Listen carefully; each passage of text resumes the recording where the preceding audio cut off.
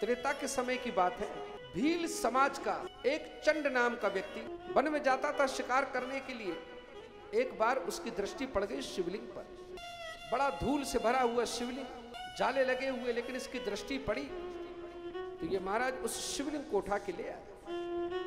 लोगों से पूछा, ये जानता तो था कि ये शिवलिंग है, लेकिन शिव जी का पूजन नहीं जानता था। तो किसी ने बता दिया कि भगवान शंकर का पूजन बिल्व पत्र से, धतूरे से, आक से, नर्मदा जल से, गंगा जल से और चिता की भस्म से अगर इनका पूजन किया जाए तो महादेव प्रसन्न हो जाते हैं। अब ये नियम से महाराज भगवान शिव का पूजन करता, नियम से चिता की भस्म चढ़ाता, बिल्व पत्र चढ़ाता, धतूरा चढ़ाता, आग चढ़ाता और शिव जी के सामने नृत्य करता। ऐसा समय आया कि उसको चिता की भस्म नहीं मिली। लौट के सर पकड़ के रोने लगा।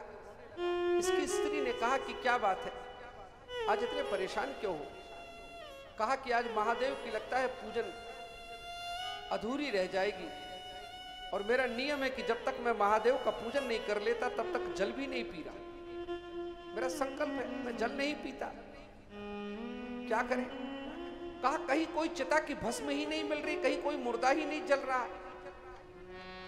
मैं 10 गांव घूम के चला आया। अब जब ये बड़ा लाचार होकर, बड़ा मायूस होकर बैठा तो स्त्री ने कहा, चिंता क्यों करते हैं, आप स्नान कीजिए, आप महादेव के पूजन की तैयारी कीजिए, आपको चिता की भस्म मिल जाएगी। अरे कहां से मिलेगी? कहा मिल जाएगी, आप स्नान तो कीजिए, तैयारी तो कीजिए। और लगी महाराज अपनी झोपड़ी से सामान निकाल के सामने पीपल के वृक्ष के सामने रखकर अपनी चिता सजाने लगी। पति ने कहा, ये क्या कर रही है? अरे कहा, ये शरीर आज नहीं कल तो महाराज मर जाने वाला है।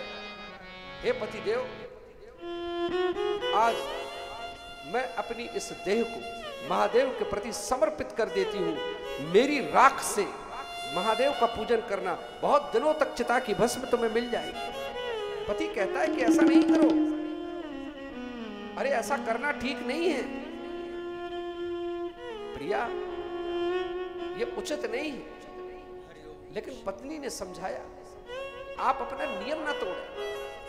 स्वामी, मैं जानती हूं मुझसे बहुत प्रेम करते हैं आप, लेकिन मुझसे बड़ा भी कोई परमात्मा है, आप अपने आप को दुखी ना करें।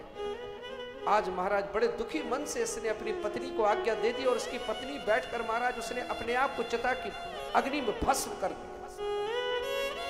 जैसे ही भस्म कर लिया, चिता की भस्म उठाई, महादेव का पूजन करने लगे। आज मन में विचार करने लगे कि मैं अपनी स्त्री के साथ रोज ही महादेव के समक्ष नृत्य करता था, आज लगता है मुझे अकेला ही नाचना पड़ेगा, क्योंकि मेरी स्त्री तो शिव के पूजन के लिए शव बन गई।